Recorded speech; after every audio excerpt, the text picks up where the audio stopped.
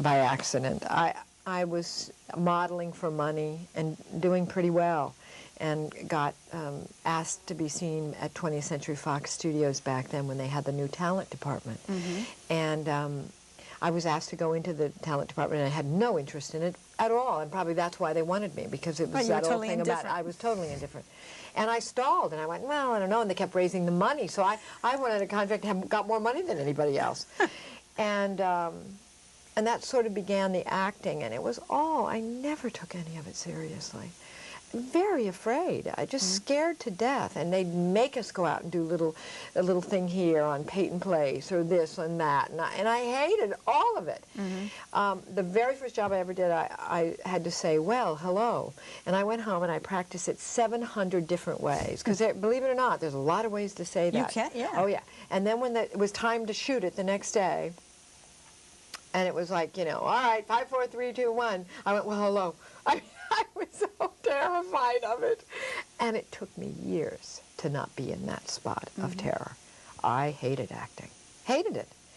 And everyone said, well, you're so sophisticated looking, because I was always a dresser.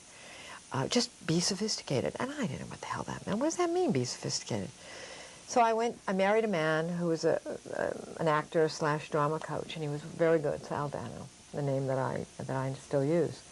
And I did scene after scene after scene, but every time I went to do a job, I would just shake in my boots. I had no sense of who I was or what I was.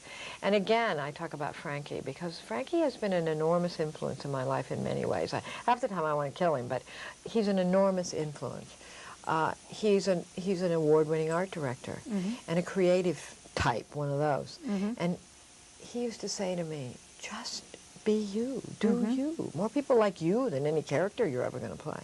Right, and I think sometimes when you're close to yourself, they don't even see who you are. They don't even see who you are. Because I've had that experience on stage. They just saw me as this very sophisticated lady, you know, but I had no way of, what does that mean? You know, I don't know how to connect to that. So little by little, when I moved here to New York to be with Frank and get married, is when I went on my first soap, which was One Life to Live. And every day Frank would say, did you do you? And then he'd watch and he'd say, you're not doing you. And little by little, I got braver. And I would try things. And when I would try it, I'd get a response. And it's like a